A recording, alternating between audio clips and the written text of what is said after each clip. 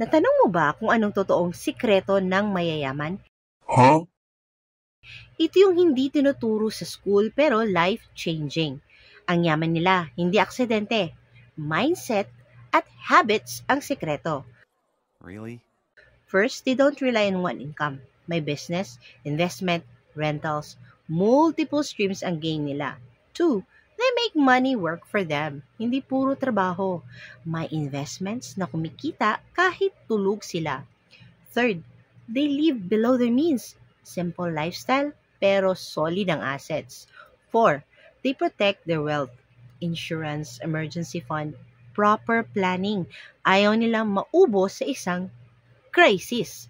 Five, they learn constantly. Books, mentors, seminars, growth mindset. Hindi bahala na. Ito ang truth. The rich don't chase money. They build systems that create money and you can start today.